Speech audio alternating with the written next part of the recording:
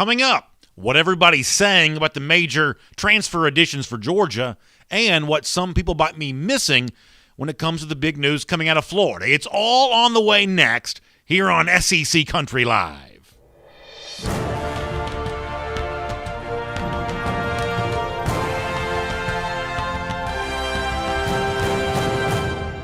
Hello, everyone, and welcome to SEC Country Live. My name is Brandon Adams. Thank you so much for being with us here again, once again at our new time, regular time, as we've been for the last few weeks, Wednesdays, 3 p.m. Eastern Time on the SEC Country Facebook and SEC Country Live YouTube page. It's so much fun to be able to talk about the SEC with you here today. Dan Mullen has a new contract at Florida. We will talk about that, and we'll hear from Mark Long, who covers the Gators for the Associated Press. That's all coming up here in just a few minutes' time. Before that, though, let's go above the fold and talk about the big news in the SEC here this week, which is two major transfer additions for the University of Georgia, bringing in Darian Kendrick, a former All-ACC cornerback from Clemson, and bringing in former LSU tight end Rick Gilbert here in the fold. Both Kendrick and Gilbert, former five-stars, big additions for Georgia, arguably missing pieces for the Dogs on their way to national championship contention here this year. But the additions of Kendrick and Gilbert are not without controversy. First of all, because of the just regular old reason that fans always like to find something to kind of jab at their rivals about. And when Georgia is this aggressive in the transfer portal during the offseason, it is obviously going to get noticed. But in addition to that, in the case of Kendrick, this is a player that was dismissed from the Clemson program, that was also arrested on a couple of charges in his home state of South Carolina back in March, and that still, I guess, lingers as an alleged talking point when you discuss, what might or might not be going on with Kendrick as he makes his new college home in Georgia. Subsequently, for Rick Gilbert, who, upon announcing that he was leaving LSU, initially transfers to Florida, and then for whatever reason does not maintain that pledge and that status there at Florida, choosing to come to the Gators' big SEC rival Georgia instead. This is obviously going to generate a lot of attention. And frankly, just to be honest here, some of the hot takes around all of this are borderline ludicrous, ridiculous, fairly silly. And I want to try to run through some of these right now. And yes, I am happy to say this out loud. Many of you kind of know the fact that my day job, when I'm not doing SEC Country Live, I host Dog Nation Daily each and every day. That's the daily show for Georgia Bulldogs fans, and been doing that for a long time. So if you want to read a little pro-Georgia slant into all this, I'm not afraid of that. I'm not one of these media guys that tries to hide my bias. Obviously, I'm a Georgia fan and have been, my entire life. Hopefully, we give the rest of the SEC a fair shake here on this show. But the one thing I'm never going to do to you on this show, I'm never going to lie to you. I'm never going to say that something is true when something else is actually true. You can at least trust me on that. So take all this with a grain of thought if you want to. But I thought the tweet from CBS college football analyst Danny Cannell on this was all pretty ridiculous. Now, there are a lot of tweets in the past from Cannell that could be described as ridiculous. I totally get that. But I don't think you have to be a Georgia fan to see that this way when it comes to Cannell. Let me give you an example of this here really quick, of what Danny said on Twitter yesterday. When Georgia adds Kendrick, when Georgia adds Gilbert, Cannell on Twitter says, coaches should value character as much as star ratings. Selling your soul just to get talent with checkered pasts can be risky. But I guess at some point you just throw caution to the wind, and he gives you kind of a mocking, sarcastic go Dogs. If you don't mind, leave this tweet up for a second because I want to kind of break down some of these words. And here's my advice to Danny Cannell. You better make sure you know exactly what you're talking about here.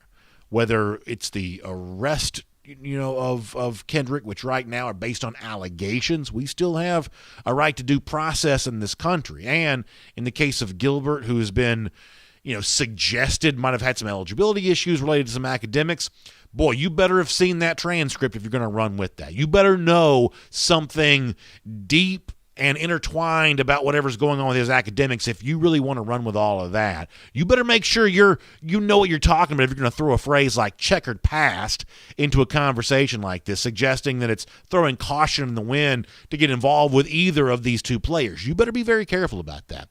And then beyond that, I'd say this, and you can take it down now. The notion that it's somehow about good character, that Danny Cannell has good character because he's above wanting to get involved with whatever he thinks Darian Kendrick might be or whatever he might think that a Rick Gilbert might be. I mean this wholeheartedly. Nick Saban's the one who said this many years ago that, when it comes to second chances, you just want to, throw guys out and not give them another opportunity to make good on the promise that comes with the athletic gifts these guys have been given. Do you just want to kind of throw them out and not give them the chance to do that? I take Nick Saban seriously when he says that. I took him seriously when he said it then. I still take him seriously when he says that now. And if your good character and if your integrity doesn't leave any room for grace, giving people a second chance, or graciousness, generosity of not defining people within the most negative terms possible. If that's your version of good character, then I have to say that I'm not quite so sure that's as much good character as you think it might be. That feels to me a little bit like legalism or just sort of heavy-handedness. Boy, that's not quite the way I want to be judged myself. And since I don't want to be judged myself that way, that's not really the way that I'm going to judge other people on either. Now, you can say, well, this is just Georgia doing whatever they can to try to win a national championship. Obviously, if you're a talented player, you might have, a little longer of a leash or a little more, forgiveness around you on something like that. I'm not going to deny the reality of that situation, but I'm also not going to deny the other side of that reality, which is, when it comes to the gift of being able to play football, for the players who are lucky enough to cross over the athletic threshold to have a chance to do that, boy, let's be really slow, I would suggest, in telling people, oh, now you're not deserving of a second chance anymore. Now you're not deserving of that anymore because I've got integrity and I've got character and I can't have my reputation soiled, guilt by association, by even being near you. That's not the way I want colleges in the SEC to behave, whether it's Georgia or any other of the institutions around this league. Now, the other big hot take that kind of comes from all of this is what it means for Georgia now that Gilbert and Kendrick are in the fold. And I thought Brandon Marcello from 24/7 Sports probably demonstrated this feeling that's out there as well as anything. I want to read you a couple of sentences from a recent column from Marcello that probably pretty well encapsulates the feeling of a lot of folks about Georgia now that it's added, a guy in Kendrick who could be a future first-round pick, in fact, commonly mock draft in the first round, and obviously Gilbert, who was one of the league's best freshmen when he was playing a year ago. So what Brandon Marcello writes for 24/7 Sports is, when it comes to Georgia, there's no more quarterback controversies, no concerns with depth, no more excuses, Marcello writes. He says it's time to beat Alabama, it's time to lift a couple of trophies, it's time to win a national championship. And that is Brandon Marcello from 24/7 Sports, which will lead some people to say that means it's championship or bust for UGA here this year. And I kind of balk at the idea for Georgia that it's championship or bust because I don't like the word bust. Bust would suggest that all of this comes to an end this year one way or another. Either Georgia wins it or doesn't. If somehow they don't, they get voted off the island or like a TV show that gets canceled or whatever else. I'm not really quite sure what even the repercussions of so-called busting out would be here for Georgia. But frankly, that's letting the rivals of UGA off a little too easy to say that it's championship or bust, that somehow the aggressive way in which Kirby Smart's compiling talent at Georgia, that's somehow going to stop this year if Georgia doesn't win a national championship. No, that's not quite what I think is true here for UGA. I don't think Georgia's rivals are going to be let off quite so easy when it comes to that. Now, I do agree with the sentiment on the other part of this from Marcello, which is it's pretty clear a win-now gesture.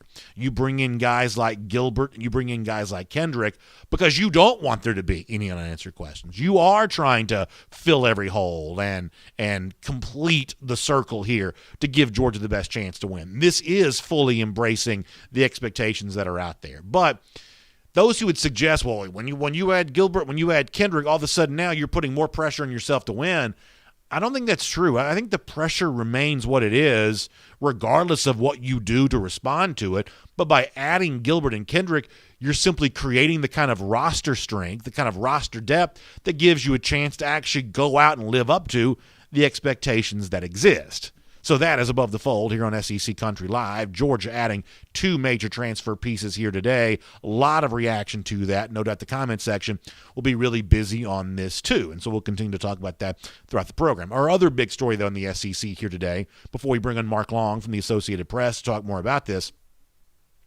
is what is going on at Florida. As Florida has announced, or at least it has been reported, based on Mark Long's reporting there for the Associated Press, that Florida coach Dan Mullen has signed a 3-year contract extension. Now, this comes, I would say, at a little bit of a interesting time for the Gators. On the one hand, beat their rival Georgia last year, won the SEC East, and gave Alabama really a run for its money in the SEC championship game. But on the other hand, Florida lost its final 3 games of the season, 4 losses in total, embarrassingly so, in the bowl game against Oklahoma. Also, Dan Mullen, a few times last year, was caught saying some kind of weird things that don't necessarily paint the Gators in the most positive light. Plus, there's the show cause penalty that Florida earned because of some NCAA fractions there as well. This is one of those moments in which not everything is quite so happy and joyous at Florida as some might seem. And in fact, Dan Mullen, upon the conclusion of Florida spring practice back in March, was asked to kind of give his assessment of the program. And while the Gators haven't quite gotten yet to all the heights that he'd like to see them achieve, there is one thing that Mullen says you can say about his Florida program over the course of the last 3 years. This is Dan Mullen giving you a little bit of the state of the Florida program going back to March. Take a listen to this. You guys know me. I'm never satisfied with what we are and how we're trying to improve. But, I think to become a great program, you have to win, and you win on a consistent basis. We've gone to 3 straight New Year's 6 bowl games. Last year we got the opportunity to go compete for the SEC championship. It is that consistency, winning on a consistent basis is where we want to be as a program. And I think we've been able to do that and need to continue to do that in the future. So that's what Mullen would say. I think we've made ourselves a consistent winner, and we want to keep on doing that. And yet sometimes I think you're left to wonder just how much Florida fans themselves believe that, how much those closest to the Florida program believe that, because the lead up to Mullen signing the contract extension was a little weird. And I think Florida fans themselves would even agree about this. The fact that Mullen seemingly flirted with the NFL, although I guess in retrospect he actually never interviewed for an NFL job. Where did those rumors come from? And what exactly is the feeling about Mullen related to some of the things that he said during the offseason, the fact that Florida did lose some games to conclude the year? I'm curious to hear Florida fans' reaction to this. We'll read those in our comment section on both Facebook and YouTube as the show goes along here. But I want to bring on a guy who knows the situation in Gainesville very well. Great reporting on him from the Associated Press. It is Mark Long from the AP joining us here today on SEC Country Live. Mark, first of all, thank you so much for your time this afternoon. I really appreciate you spending this moment with us here today. Hey, thanks for having me. I appreciate it. So let me begin with this. I think the mood around Florida, at least the best that I can tell, being a couple hundred miles away here, seems a little bit interesting in that, on the one hand, as I told our audience before, Florida wins the SEC East, beats rival Georgia, really gives Alabama a run for its money in the SEC championship game. But on the other hand, there are weird comments there from Mullen himself. There's the NCAA deal that kind of led to the show cause penalty, and there's a totality of 4 losses in a season that was supposed to be a little bit better for Florida than that, including 3 to kind of close out the year. What would you say the mood around Dan Mullen at Florida is right now? Obviously, keeping in mind that he just signed the 3-year extension, or at least you reported that was obviously it came to be known yesterday. But what's the mood around Mullen at Florida right now at this moment? I think the bottom line is people think Dan Mullen needs to be better, needs to be a better recruiter, needs to get a little more talent in there, and needs to maybe continue winning a little bit better. You go back and Steve Spurrier, year 2, was really good. Year 3, Urban Meyer won a national championship in year 2 and year 4 at Florida. So, I think people look at Dan Mullen, and last year was supposed to be the year. They had the best offense since, Steve Spurrier's heyday. They had a Heisman Trophy finalist in Kyle Trask at quarterback. They had arguably the most explosive offensive player in the country in Kyle Pitts. They had everything you would want last year, and 4 losses. Losing at A&M was bad. Losing at LSU on senior night was worse. Alabama is somewhat expected, but it was a good year in that you beat Georgia and you won the East. It was a bad year in that, the expectations were inside the building. I'm not even talking about external expectations. The expectations inside the building was that was a Final Four team. They really did believe that was a team that was capable of being getting in the playoff, And I'm not even sure if they beat Alabama if they would have been. Probably, but I think there's still a lot of people out there who think that A&M would have got in over them. So a disappointing year, and I think more than anything, I think you look at it and you go, people say Dan Mullen's just not getting it done on the recruiting trail, and that's where, if he's really going to close the gap on Alabama, it's got to start there. It's got to start with getting more talent into your program. And he's doing really well in the transfer portal, certainly filling a lot of holes via the transfer portal, which is probably, maybe the wave of the future. But I think the old school fans in Gainesville would like to see Dan Mullen recruit better. But as far as the extension goes, it was overdue. I mean, the reality is he would have probably got it last year, a year ago, but the pandemic hit, shut everything down, and it's probably really hard to give a guy a contract extension, when you're considering losing 50, 60, 70, maybe even $100 million, and you're talking about cutting salaries and having to lay people off. All those things were in play, and so, Dan Mullen can't get a contract extension during that. And so it's a little surprising that it happens after the show cause. But, I think it was one of these things where Scott Strickland looked at it and said, this guy's got to go recruit. Yesterday, it's not coincidental that yesterday was the day they announced it, and also happened to be the first day of open season in recruiting. So Dan Mullen's on the road. They've got a ton of visitors coming in this weekend and next weekend into Gainesville.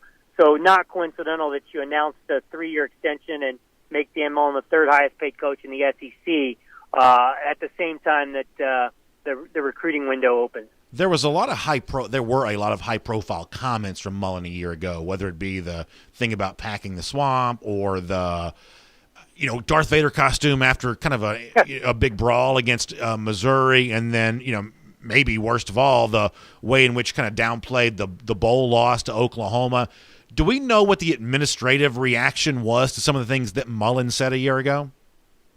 The reaction is Dan Mullen's got to do better, needs to do better. And they talked about training him to be better, to handle maybe the public perception, maybe handle his PR a little bit better. You got to, you're a spokesman for a major university, for 100 athletes, for beloved fans all across the country, not just in Florida, a top 10 program by all accounts, athletically and academically, state schools anyway. And, you've got to be a better representation of what we're trying to be about. And that was not it. It was not a good PR year for Dan Mullen. Now, Dan would be the first to admit that he regrets some of the things he said. And, I would hope, we don't know this for sure, but I would hope somebody in that building at least suggested some sensitivity, or not really sensitivity, more like PR training for Dan Mullen. And, hey, listen, you've got you yield a pretty big stick. You swing a pretty big stick here when you talk, and so you need to better convey the message, your message, our message, our be on the same page message, all of that. And I would hope that Dan Mullen going into 2021, that's maybe, and certainly Florida hopes the same, that's where he makes the biggest improvements. I mean, on the field, sure, but in front of the cameras, I think is an absolute must. When it comes to on-the-field stuff, it's a fairly quiet offseason for Florida. They're obviously commonly ranked in preseason top 25s, things like that. But beyond that, you don't hear quite the same level of buzz for this team this year that you probably did a year ago, whether it be an unsettled situation with Emory Jones or some key departures, guys that have to be replaced. How do you think it sets up for Florida on the field right now? Yeah, I mean, it was, I think probably the big gut punch was losing Eric Gilbert. I mean, that was a guy they really thought was going to be able to step in and replace Kyle Pitts, and all of a sudden he ends up getting out of his commitment to Florida and ends up at Georgia, of all the places, right? Sure. You end up at rival Georgia. So that was gut punch. But it's been kind of quiet, but I think that's what you want after last season.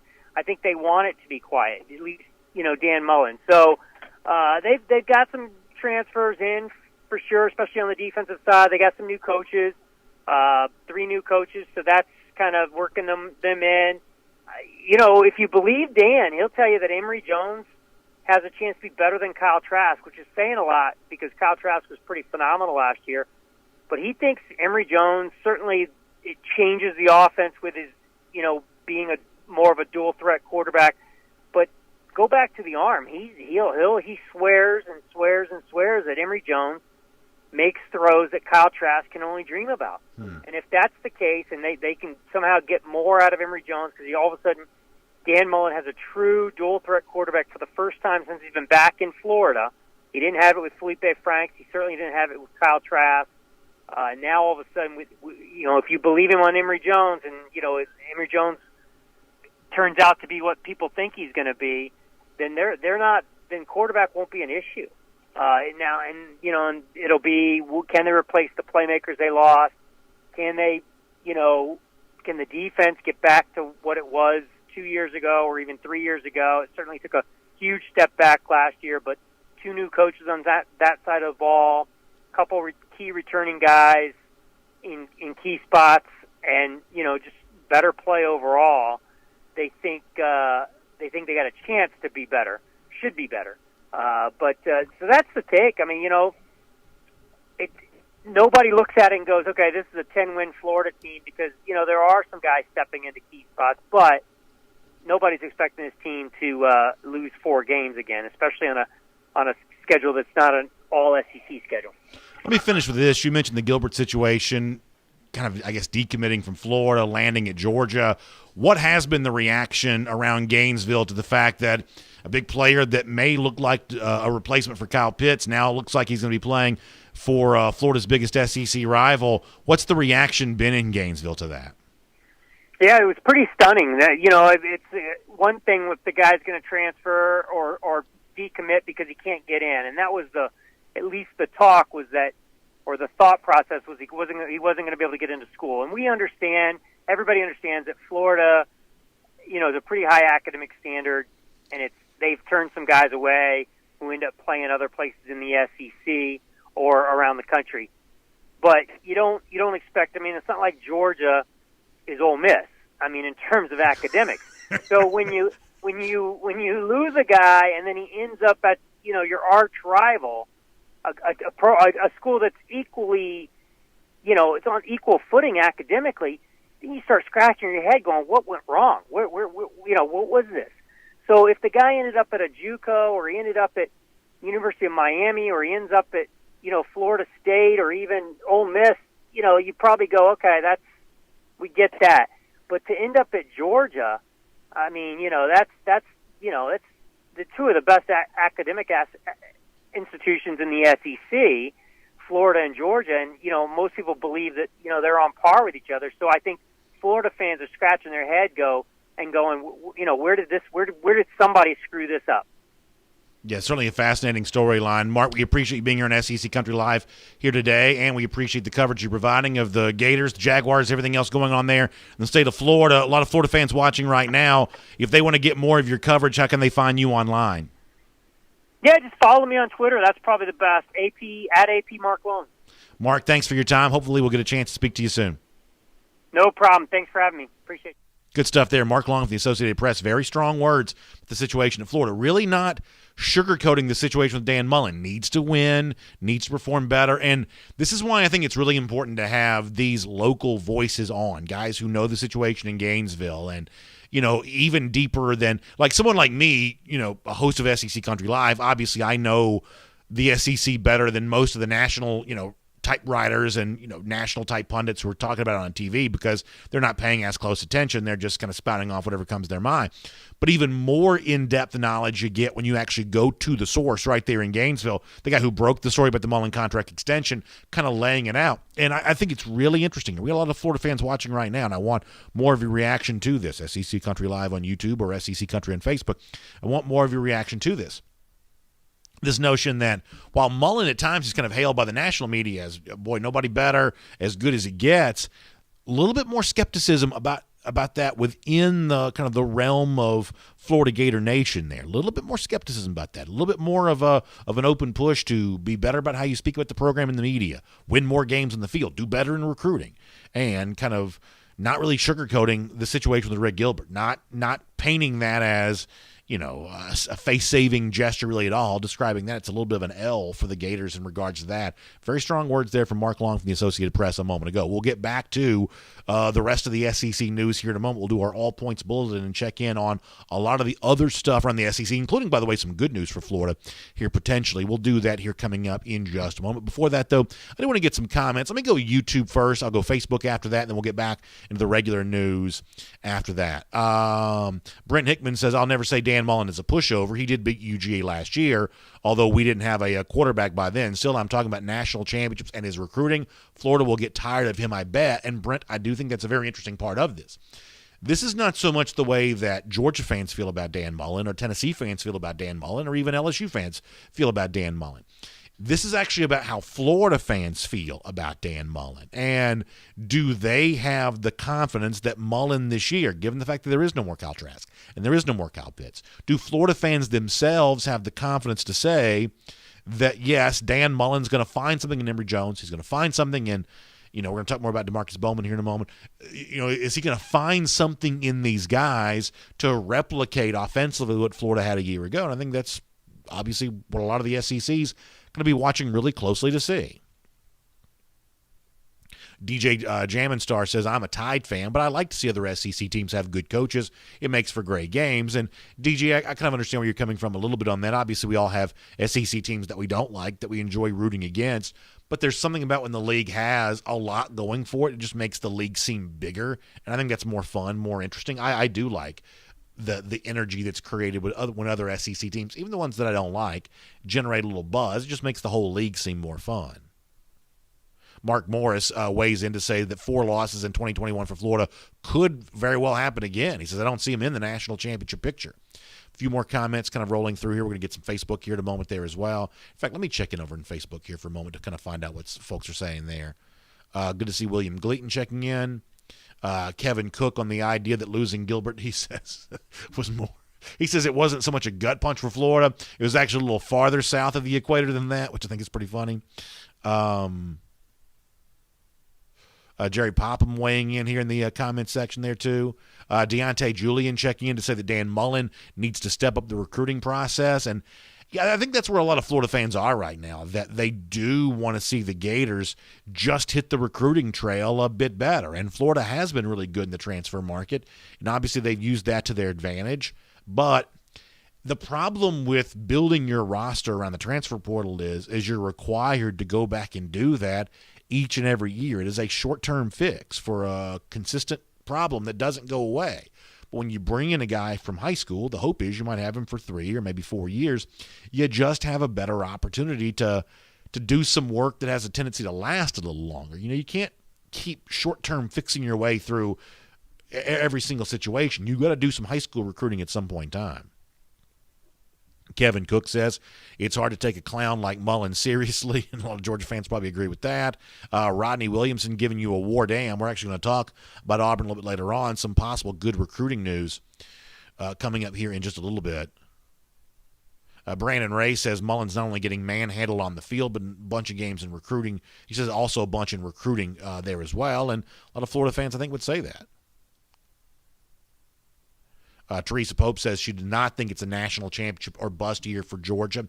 Yeah, I just don't think that Georgia's going to go away that quickly or quietly. I just don't think they're going to. But there's no doubt there's big pressure. And here's the thing that exists for Georgia.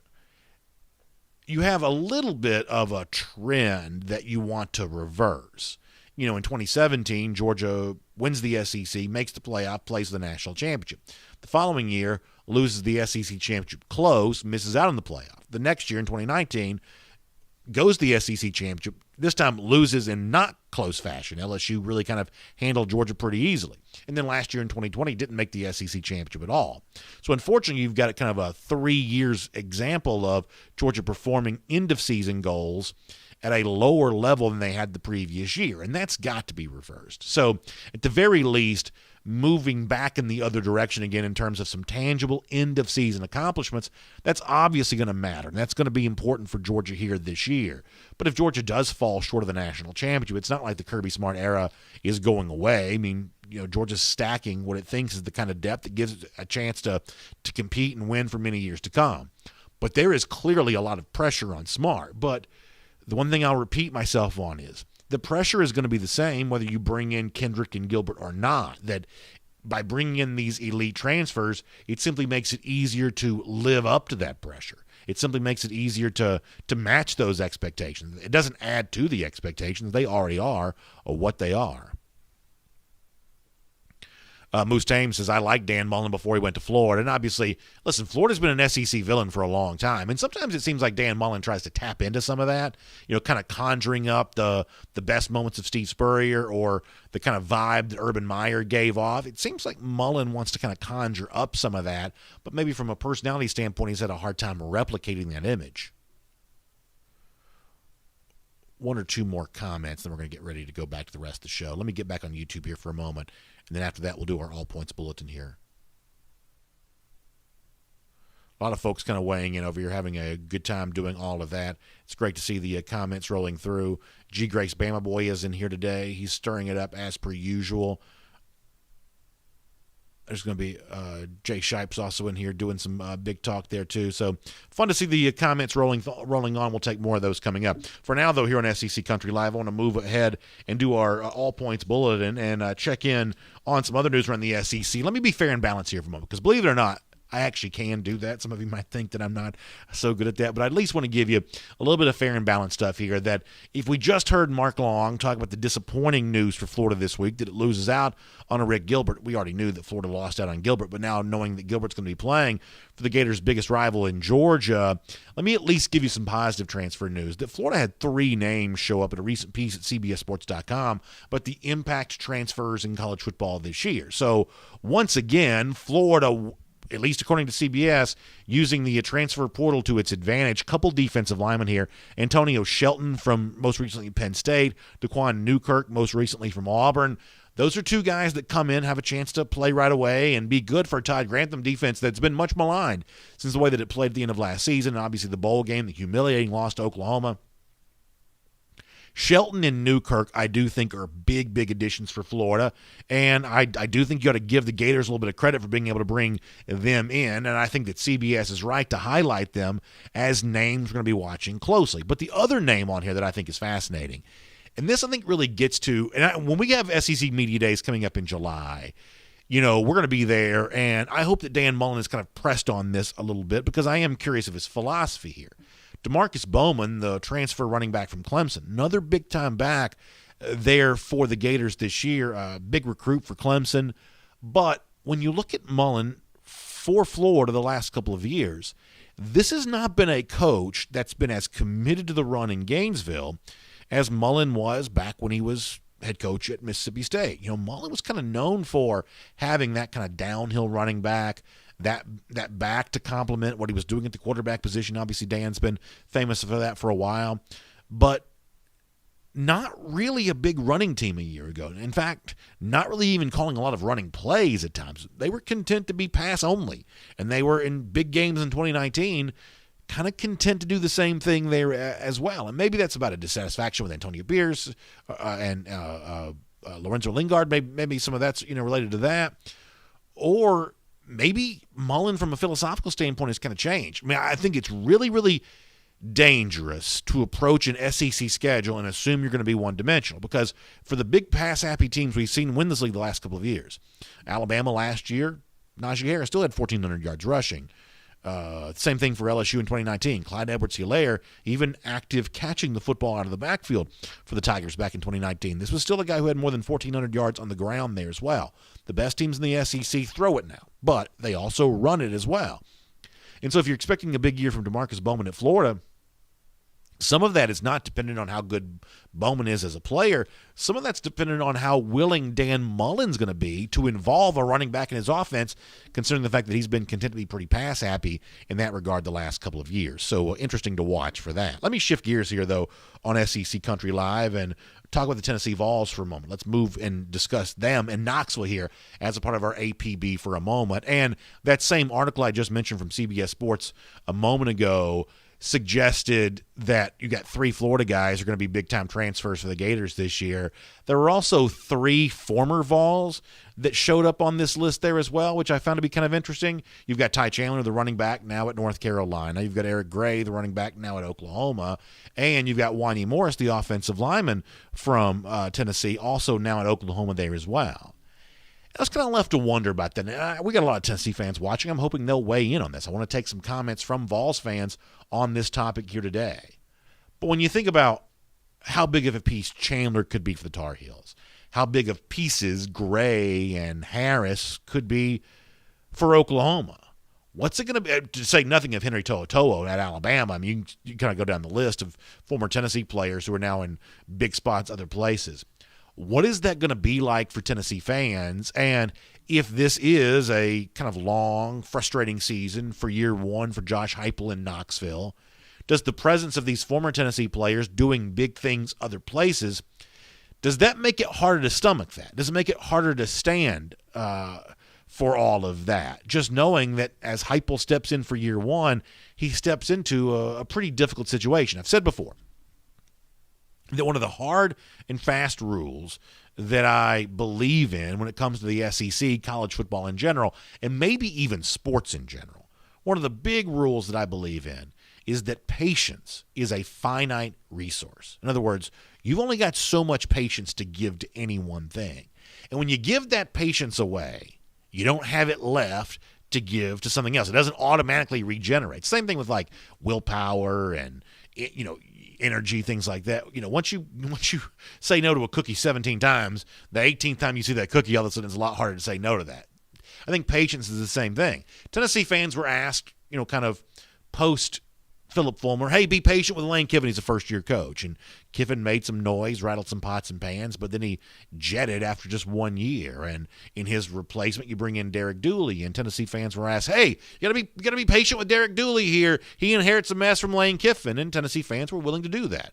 But then over the course of time, Dooley ends up making things worse. And by 2012, the program's essentially not even recruiting anymore. And so all of a sudden you hire a guy like Butch Jones, and he comes in as a replacement. He's supposed to be the nuts and bolts, serious-minded football coach to fix all that. And Tennessee fans were told, hey, it's been a mess around here for a while, but Butch Jones is serious about football. He's going to fix all this.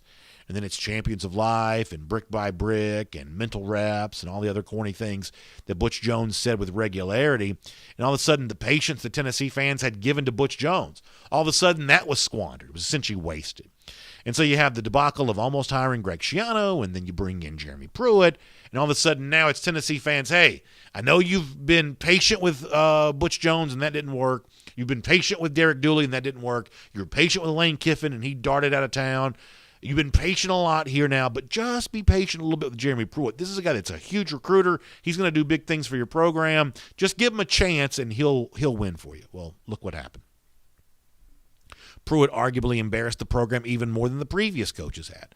And all of a sudden, you've got Tennessee fans who've given patience here and given patience there and given patience here. And all of a sudden, their patience account is flat broke. They don't have any more patience to give to anybody. And into that, the guy you see on your screen, Josh Heupel, he steps into this. Looking the way that he looks, having the experience that he's gotten at UCF. And this is supposed to be the guy that Tennessee fans are supposed to give their patience to now. But there's not a lot of patience left to give. And, all these former Vol players, as I said before, kind of doing big things for new teams and potentially some of the bigger names in college football for this upcoming season. If you're Josh Heupel, what do you do about that? I thought it was really interesting to see Chip Patterson from CBSSports.com kind of lay it out in no uncertain terms how challenging this might be for Josh Heupel.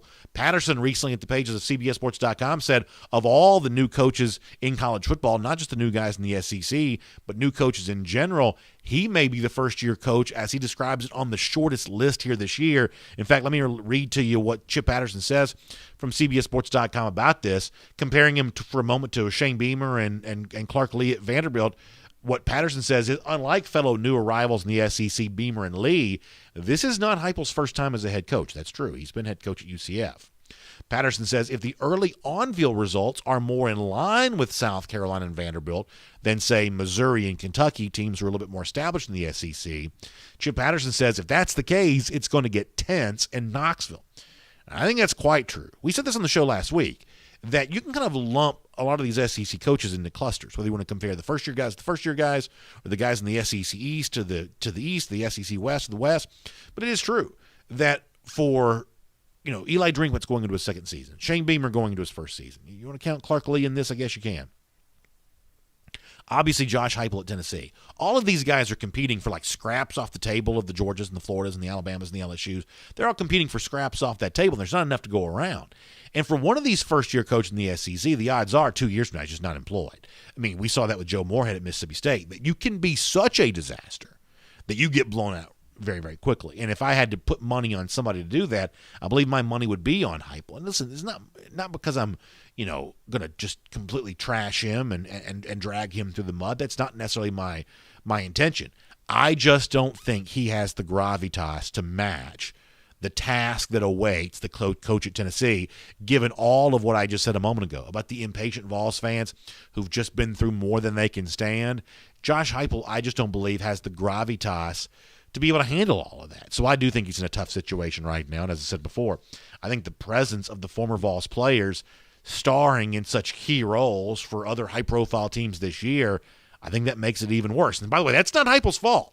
I mean, listen, those guys are largely at other places because Jeremy Pruitt got run out of town, and the Tennessee program kind of seemed to use the specter of NCAA investigation as kind of a pretense to move on from Pruitt. So everything that's kind of happened before all of this that led those players to be other places, that's not necessarily Heupel's fault, but the ramifications, the repercussions of all that is definitely something he's going to have to deal with. Let me move on here. APB, All Points Bulletin on SEC Country Live. Here is a story that gets almost no attention, but probably is worth talking about more than it has been discussed. Obviously, the transfer portal stuff dominates everything related to the college football offseason conversation, but some of these portal acquisitions get more attention than others. Georgia bringing in Darian Kendrick, bringing in a Rick Gilbert gets big-time attention. But sometimes when guys leave SEC schools, it doesn't quite get as much attention. Did you see where Ole Miss lost its leading tackler off last season? At least appears poised to lose him as Jacquez Jones enters the transfer portal. Let me show you a tweet here from Matt Zenitz. Zenitz from AL.com, kind of dominant. That's actually not it. Do we have a Matt Zenitz tweet here about Jacquez Jones? In the transfer portal, Zenitz there we go.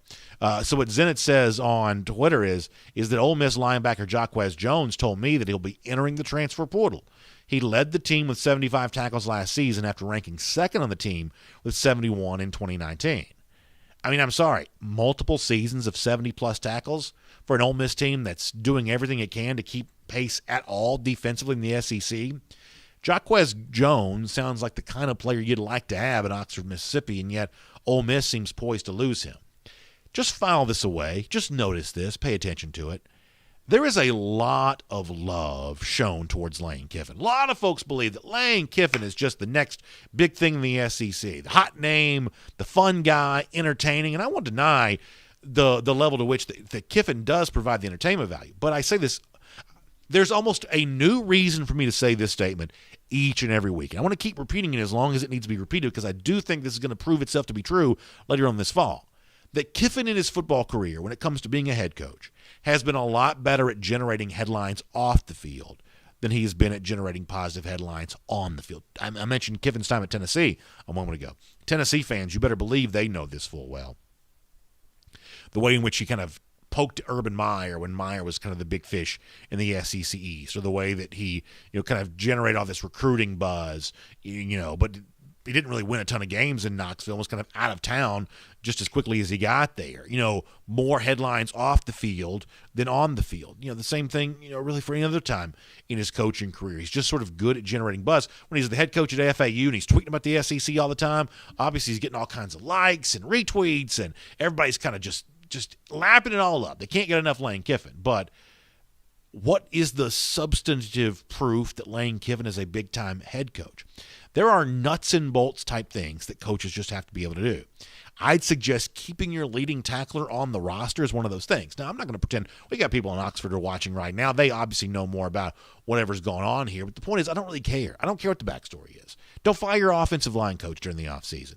Don't get into some sort of squabble with him and be forced to go hire somebody else. Don't lose your leading tackler during the offseason. That's not the kind of thing that big-time coaches do. It's just not. Yes, Ole Miss is probably poised to score a bunch of points this season. We've had guys on this show talk about Matt Corral. We've had at least a couple of them in the last month alone who've talked about Matt Corral as one of the best quarterbacks in the SEC. I don't doubt that. I'm sure Ole Miss is just scoring points galore. And as one of our commenters said, on an individual game basis, they may be dangerous enough to pull an upset. But if you're Ole Miss, don't you aspire to be more than just a team who's occasionally capable of playing the spoiler role? Don't you actually want to win a series of games that gives you a chance to be, what David Cutcliffe once had this program as being, what Hugh Freeze once had this program as being? Obviously, that's a little bit different type of comparison because of some of the dark cloud stuff of the NCAA that ultimately hung over all of that. But if you're Ole Miss, I think you aspire to be more than just the kind of the one-hit wonder, the team that plays Alabama close, and that's kind of like the shining moment of your season. Stop losing your leading tackler during the offseason if you're Lane Kiffin. That's not quite the way to build the program as you think it might be. Let me move on to Auburn, Alabama here for a moment because interesting reporting coming out of 24/7 Sports here. Actually, I skipped a story a little early. Some of these times when we're doing this show and you're trying to keep up with all the news that's going on in the SEC. Sometimes you skip a story every now and then. So I apologize to my producer, who I flat rolled right over one of the stories I was going to get to. So let me do this. Let me just hit that last before we do anything else. Let me stay where I am on the show now, and we have another story on Tennessee that we want to hit before we're done. So let me just kind of stay here, and I'll do this kind of quick. Speaking of Tennessee, interesting decommit from that program recently. Rotarius Torrance, a junior college defensive back, had made his pledge to Tennessee, but just within the last day or so has popped back up on social media. I'll show you the tweet on the screen here. Now decommitting from that pledge. This is Rotarius Torrance, a junior college defensive back out of Kansas, moving away from the Tennessee program. There's some reporting coming out from 24/7 Sports. It sounds like that Torrance may be within the crosshairs of Auburn here. So a little bit of a recruiting drama there involving a junior college defensive back pledging Tennessee, decommitting from that pledge, now maybe being involved there in Auburn. Kind of funny if this does work out this way. It's a little bit of a mirror image of what Auburn also did with some of its assistant coaching hires. Swooping in to get a lot of the hires that looks like South Carolina was poised to make. First-year coach Shane Beamer couldn't hold on to guys like Mike Bobo and others who moved on to the Plains. Maybe an example of that here with a recruit there as well as these first-year coaches. I mean, it is obvious that because Harsin has been an experienced coach, won some games there at Boise State before coming to Auburn, and because Auburn, just from a program standpoint right now, probably stands on a little firmer footing than Tennessee and South Carolina, it's obvious that Harsin's getting a head start on his first year in the SEC in a way that Heupel and Beamer, even though South Carolina and Tennessee are enviable jobs, they are not quite having the same level of first-year momentum that it seems like Harsin is creating at the moment. And maybe the latest example of that is a Tennessee decommit who could be in the mix there for Auburn. All right, I want to give you this from – we'll keep our All Points Bulletin going here.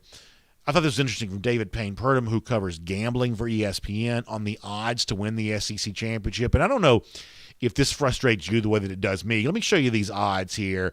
First of all, Alabama is a minus favorite, meaning it's more likely Alabama wins the SEC than not. Georgia, the next best odds there. They're at 13-5. That's slightly less than 3-1. Then you get to like Texas A&M at 9-1, LSU at 12-1, Florida at 10-1. Beyond that, I'd give nobody in the SEC any chance to win the league. So you see the odds for the rest of the league down there. The teams, I think that, even at Auburn at 18-1, I couldn't really take them all that seriously to do this. But here's where I get kind of frustrated. Now, listen, I like the gambling market. I like following it. I think it's fun to place a wager every now and then. But here's where you get a little bit upset. So Bama is somehow minus 140, essentially, as I said before, that's a money line favorite, more likely to win the league than not. Georgia at 13-5, almost 3-1 odds here. That's a fairly small number for Georgia.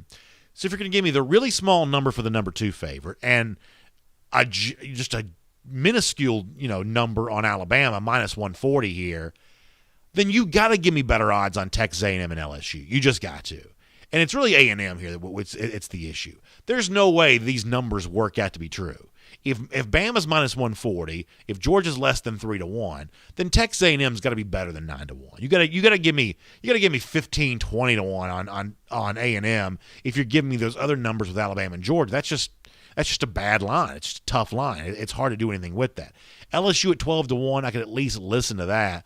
Once again, why Florida is 10-1 with LSU at 12-1? That makes no sense whatsoever. I guess you could say Florida's in the easier East. Maybe that's the argument there. But we've also seen the Gators favored over LSU on the road here for the 2021 season, which I think is pretty ridiculous. But A&M as kind of a long shot flyer, I think you could take that. They would not necessarily be my pick to win the SEC. I'd probably lean more towards an Alabama and Georgia to actually win the league. But as a long shot flyer, taking that on the Aggies, I don't think that's a problem at all, but not at 9-1. I mean, do the math on this, do the reverse odds on this, and see what the total percentage of teams are here in terms of, just how much of a hold the sports book is keeping on this. You got to give me better than 9-1 odds on Texas A&M. I'm a little disappointed to see that, but that's from William Hill. Interesting stuff from David Payne Purdom at ESPN. We're going to get more of your comments here coming up. Let me jump back, though, and do the one story that I missed. And that was the only story I missed, right? Yeah. So speaking of Tennessee, they do look like get some good news here as 24/7 Sports is reporting that a couple of the suspended players, you'll remember there was the incident in March, allegations of, kind of a incident of violence, and, guy got beat up, and who really knows what's going on there. I won't pretend to be an expert on that, but there were 4 Tennessee players suspended at the time. 2 of those are returning right now. 24/7 Sports reports this. Obviously, most prominently here, Caden Salter, the quarterback signee for Tennessee. He is back ready for summer workouts, and Aaron Willis as well. Pretty impressive linebacker prospect. He is now back eligible and active here for Tennessee as you move through the summer workouts, getting ready to get going. This is not unexpected news.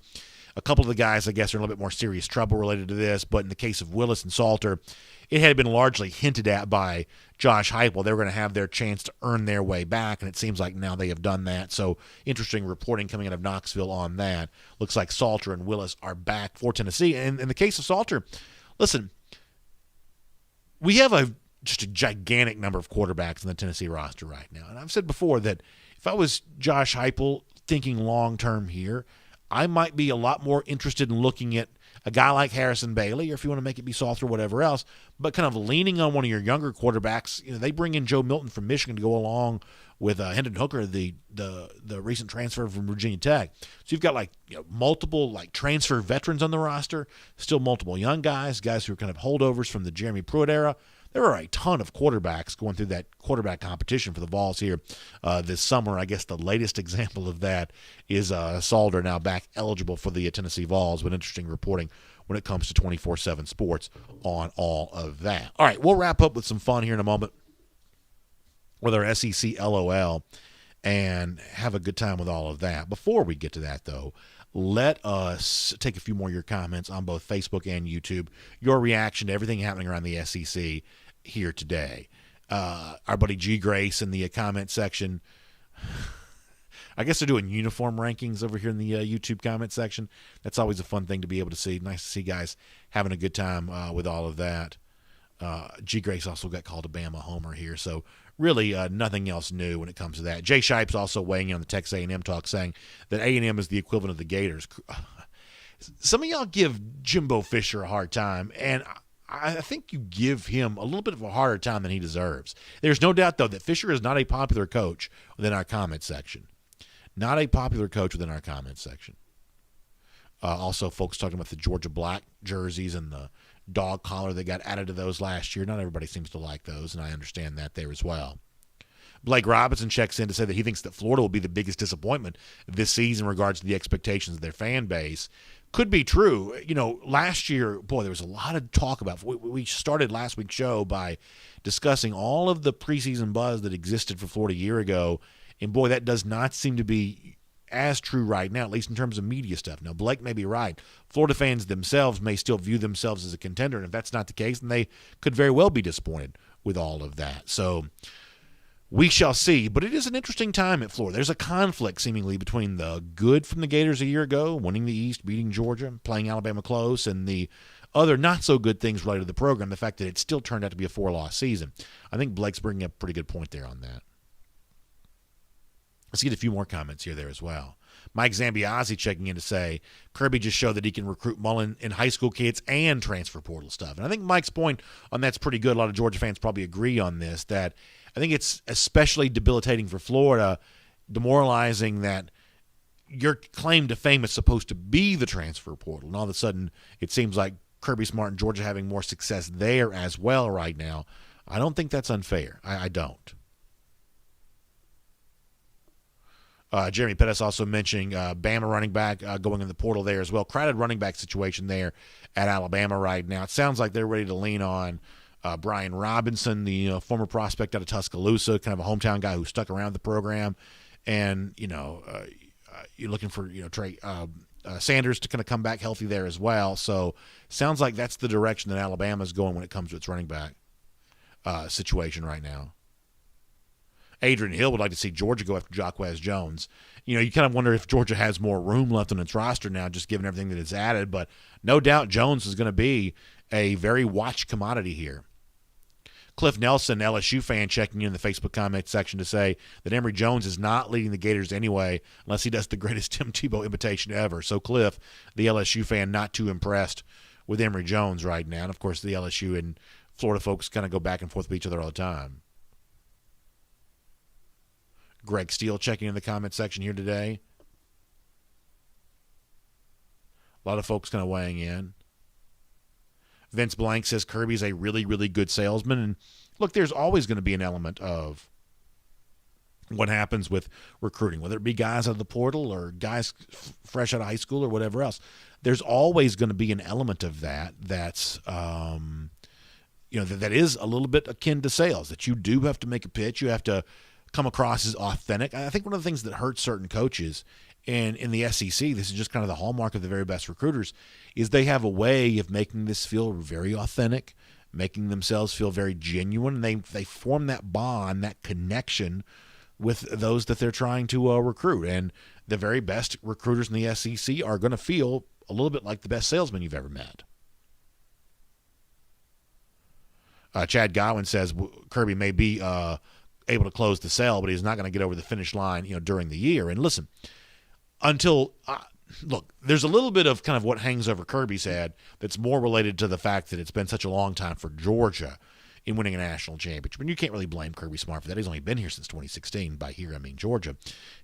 I'm doing the show from Georgia. He's only been here since 2016.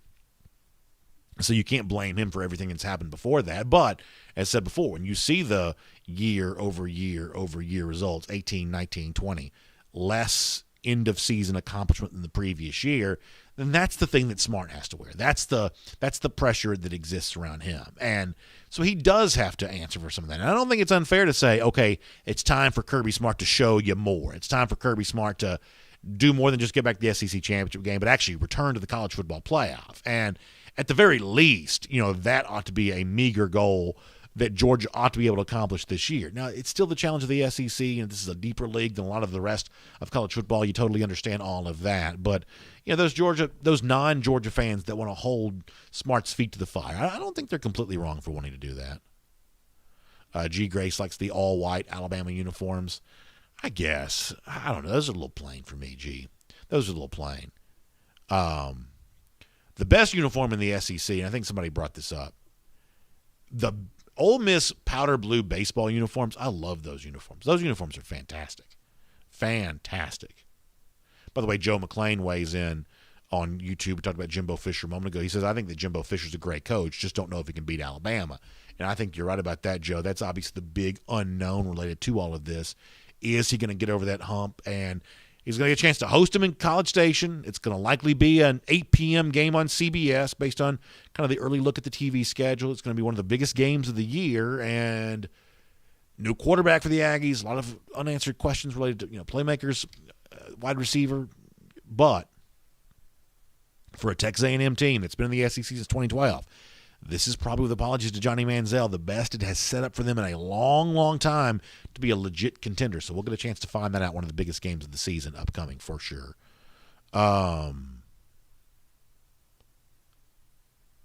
G. Grace Bama Boy also says he likes the LSU uniforms. Every, that once-a-year thing when LSU wears the purple jerseys and the white helmets, I do think those uniforms are really nice. Those are very, very nice uniforms. All right. By the way, on Facebook here, we'll make this our last comment. Chris Walshcott wanting to know about the A&M quarterback. I would say right now that's obviously a two-horse race. It's either Zach Calzada or Hayes King. And I don't think the competition is over by any stretch of the imagination, but I do think King is largely viewed to be the leader. He's probably not quite the polished passer that Calzada might be, but the combination of arm and athleticism for King, I think, may give him the edge. And if you're not an Alabama fan or not a Texas A&M fan, you just want to see somebody knock off Alabama, I think you kind of root for King to win that job because he just seems like overall the more dangerous quarterback. That, Calzada is a guy we've seen in the SEC before. King seems to have a little bit of an interesting, athletic profile. So if you want to see the SEC West be more interesting, hoping that it's King who emerges there at quarterback, I think that may be the more interesting way to go related to all of that. All right, let's finish up with this here today. We always like to kind of close out SEC Country Live on a lighter note. We call it our SEC LOL. And today, it's not quite so much SEC related, although the guy I'm about to show you is certainly a legend when it comes to many SEC fans, and he shows why he's still a legend. How about this from Ric Flair, the obviously great pro wrestler, with Andrade, who's his son-in-law? Am I right about that? Is Andrade married to Charlotte Flair? Anyway, so when I was a kid, this is exactly what I assumed that wrestlers probably did when they were on vacation together in the swimming pools.